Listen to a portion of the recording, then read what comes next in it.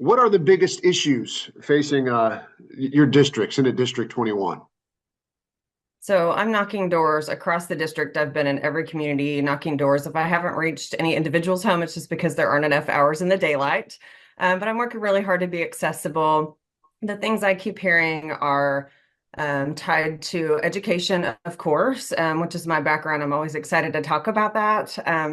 But I'm really disheartened that we keep hearing two words, Ryan Walters. So we'll come back to that. But we've got to address that. We've got to hold him accountable. And then just looking at our broader education picture, we are drastically underfunded in our state, and we have been systematically so for well over a decade now. We're about 2,000 per child per year below the regional average, which most families aren't directly aware of that number. But what we do feel is the lack of resources for our children. And we know that's harmful for our kids. It's harmful for our economy. It's not great for a thriving democracy. We've got to have thriving public education. So that's the number one issue that comes up over and over. And then right after that, I would say healthcare access is a huge concern for families, particularly in our rural communities. We've got a lot of folks who are driving, more than a half hour to see a general practitioner. And that doesn't even get into things like specialist care, surgeons, and then for women's health access, that's in dire straits right now, and it looks to be getting worse in the coming years. The incumbent in your district, Senator Tom Duggar, he's been there since 2016. So obviously Yes. he's term limited, I believe, correct? So that's why No, he chose not to seek he chose reelection.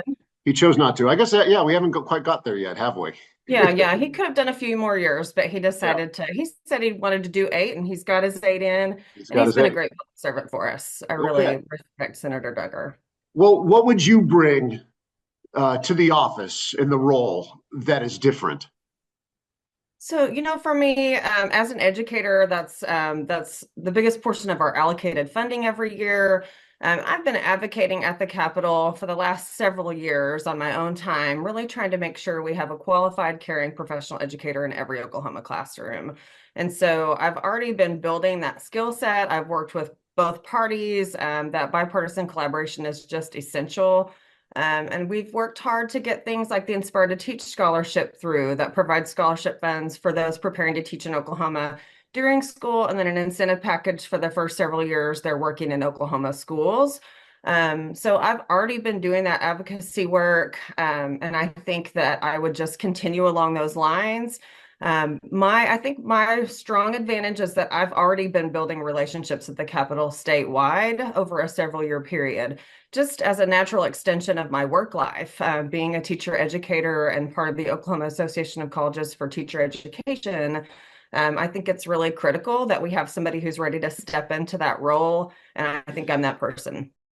I am asking a specific question about education because obviously, you being a teacher, an educator, and Dr. Grellner, I believe, has been on the school board, and so you mentioned Ryan Walters, and I'd love you to dig a little bit more into where we are right now in the state of Oklahoma, what can be done. You mentioned holding Ryan Walters accountable. Why is that important to you, and what are the steps going forward for Oklahoma? Absolutely. So there are a few critical pieces here. Number one, the very visible fiscal corruption.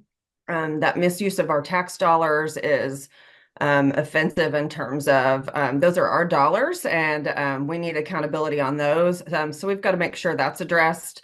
Mr. Walters has not gotten things like emergency inhaler funds to schools and school security funds. So that's certainly one thing is the self-dealing. Meanwhile, he's taking really long trips across the country to promote his own image on our tax dollars. So that is a real problem fiscally. And then ethically and legally, we have other concerns. This effort to spend $6 million over 2 years on Bibles. Number one, Bibles are already accessible in every school library. That was my work when I was in public schools, was as a school library media specialist. The Bible's already there, but more importantly, Mr. Walters doesn't want to have access to that document. What he wants is proselytizing, and he's made that very clear. He is pushing his particular brand of Christianity, which is a toxic distortion of my faith and those of many others. So I have real concerns about the First Amendment and our rights as every family to make sure that our own faith is respected, whether we be of Christian faith like I am or anyone in the schools. Public schools are supposed to be for all of us, and we all need to be safe to promote our own faith within our families and our church communities. That's absolutely essential. It's constitutional. For someone who claims to be all about the Constitution, Mr. Walters seems very eager to violate it frequently. For somebody who talks about parents' rights, he's eager to violate mine and those of many other Oklahomans. And so we've got to protect against that. Those are very impeachable offenses. Neglect of duty, which we've seen for over a year now, is certainly an impeachable offense. And that should have happened about a year ago. So the lack of energy among his own party to make that happen is alarming. And I think anytime we have such an extreme imbalance, it's problematic. And so we change our imbalance in the supermajority status of our state one seat at a time. And that's what I would bring in addition to my clear commitment to education and accountability is better balance. We certainly need that. And that's clear. Mr. Walters is a case in point of that. Where should the state spend its money? So right now we're spending $700 million over a 3-year period on private schooling. There's no oversight there. There's no accountability with those dollars. And we've seen how that goes. Even prior to his election in this role, Mr. Walters did blanket approval of federal funds for Xboxes and big screen TVs and Christmas trees. So we don't need our Oklahoma tax dollars flowing to private entities. Now, our our private schools primarily using those dollars, or families be using that on education, sure. But we don't know about the quality of that education. And most importantly, those are public dollars that need to be in our public schools that serve over 90% of our children. Thriving public schools are essential for our economy. For every dollar we invest in schools, we get many, many back. So it's just really short-sighted that we're sending so much to private schooling. That mainly benefits wealthy Oklahomans. 55% of applicants the first year were people who earned over $150,000. That's not the everyday Oklahomans who need help. And then we also know statistically in states where this has been in place longer, the few children who do move from a public to a private school, their performance statistically drops. So we're paying more for lesser outcomes. That's just a really poor decision fiscally. So that's one space we could pull dollars back to where they belong. And then the other thing I would say is Oklahoma left $1.4 billion in the stock drawer last year. That's not rainy day fund. That's funding that we had in our budget last year that our state legislature simply chose not to appropriate. That should have been in our schools. That should have been in our DHS system serving young children in need. There are so many needs across our state that are being ignored by our policymakers, and we have to fix that. There's this definite kind of culture war going on right now, in not just Oklahoma, obviously, but our country. We hear very divisive rhetoric over a number of different things. I know you've spoken out against that and saying you want to hold these culture warriors accountable for their words and their actions. What do your constituents, the people that you're going around, you're knocking on doors, what are they saying about this divide and the type of language and the stuff that you're talking about? Those are not the concerns of everyday Oklahomans. People want to make sure that their public school is thriving. They want to make sure that they have access to a medical professional. And so these out-of-state, very partisan-driven talking points are not reflective of our day-to-day lives or certainly our needs. So those are manufactured to drive a wedge between our folks in our communities for partisan gain. Oklahomans want real leadership of people who are there to serve. We see two phenomenons for folks running for state office very often. One is that people point toward national issues for which they can have no effect. Fine, we need folks to run for national office. That's a great path for people who want to affect national policy. But at the state level, we're working on public schools. We're working to make sure we have enough health professionals, and we can do that by providing educational opportunities.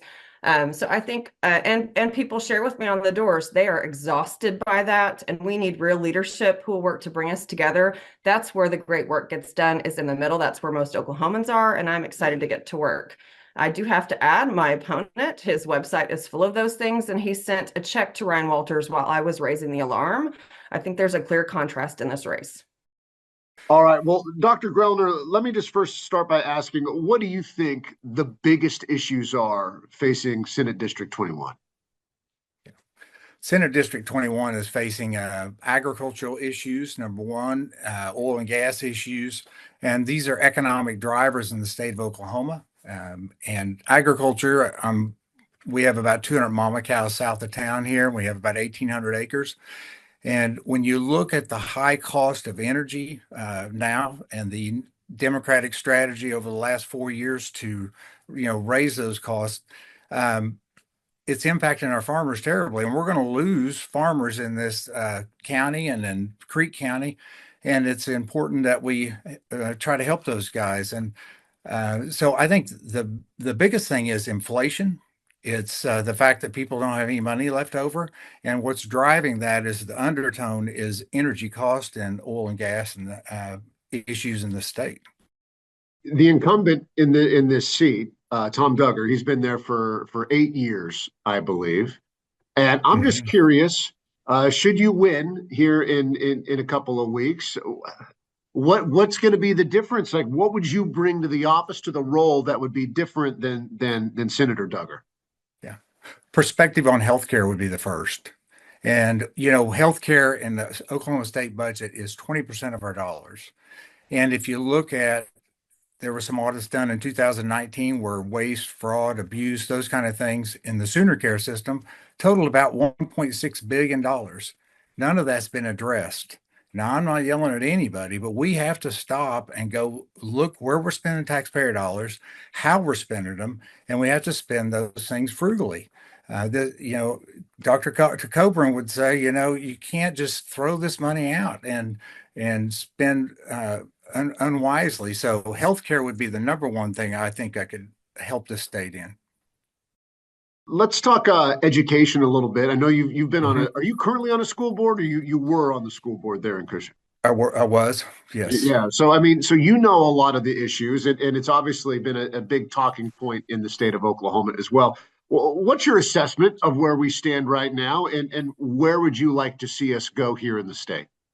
Yeah. Well, we all know that education is 49th out of 50 in the state of Oklahoma, which is a damning number, as we would all think. But let's be a little bit positive about that. If you took Tulsa Public Schools out of this and you re-rack the numbers, it'd be in the mid-20s. So, and if you took Oklahoma City schools out of it and re-racked it, we'd be in about 18%, or in the top 18. So we're not doing as bad as we think. Okay. And I think that the people in these large metropolitan areas that are quite honestly being underserved by the educational systems there deserve to have choice. And that was put in. And I think we go with this slowly, these private schools, and we allow this to slowly percolate, but we track it. And we don't just throw a bunch of money at it like government likes to do. And it'll be a neat thing. And then we find out 10 years later that it was a catastrophe. So I think the private school choice in these major metropolitan areas is great. You won't see much of it in rural America. We do a good job out here in schools. And when I was on the school board for 7 years, you saw kids graduating and going on to college and doing well. So we're doing well out here. But we have an obligation as citizens of this state to give every child a good education.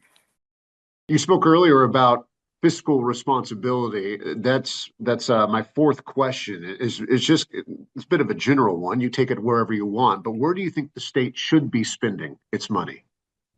Yeah, I think that we need to go in and look at all the state agencies and where we are spending money before we make any plans on spending more money. I think that government has grown out of control in this country. And that leads itself to waste, fraud, abuse, and money being used in programs that don't make a difference. And we need to go back and reprioritize those. And 52% of the state budget goes to education, and 20% goes to healthcare. Those are two major things that have to be looked at. And how can we, lower the tax burden of people in the state and give them back their dollars. Your opponent, Robin, she speaks about. We talked a little bit about it this morning, and she's also mentioned this, like I know, like her website and stuff, saying that she is not a fan of what she says is a toxic culture war right now, and that's a nationally, but also here in Oklahoma. She says she wants to hold people accountable for starting these culture wars and talking about it. And I know you've talked a lot as well about really a woke agenda that you see on the left a lot of times. And I'm curious, where do you think your constituents, when you talk to people, where do Oklahomans stand, particularly in your district, when it comes to some of these big social issues? Yeah, it's you know Oklahomans are just good people. Number one, they're nice. They don't, and this national politic thing and this toxic thing that's going on, it's upsetting, and it's not going to ever do anything good for this country long term. I think that people need to be, we ought to be able to have free speech and debate issues. And I see that a lot of times you're kicked out of debates if you're a conservative, and we need to be, but we can agree to disagree. And we don't have to be disagreeable, right? I think that's the whole problem is the minute that we find out we don't agree with them, we torch them. And we're never going to solve problems that way. We're always going to say 49-51 or 51-49, and it's so I think that we need to, the pandemic changed the social network in this country. People became isolated. I see it in the practice. They became depressed. They're not out social interacting. And so it got much easier to just throw things up on Facebook, Twitter, and just scorch somebody. And that has no benefit. I don't have Facebook. I don't have Twitter. I have it for the campaign, but personally, I don't. And the reason is I don't have time, number one, but number two, it takes up so much time and a lot of times it's counterproductive. And so I think that, my opponent and I will be able to sit in a room, talk about issues that are different, but never ever attack somebody personally, because at the end of the day, we're all made in God's image, and I don't have any time to waste on that. I want to get to the issues. And so I think she's right. Yeah. It's toxic.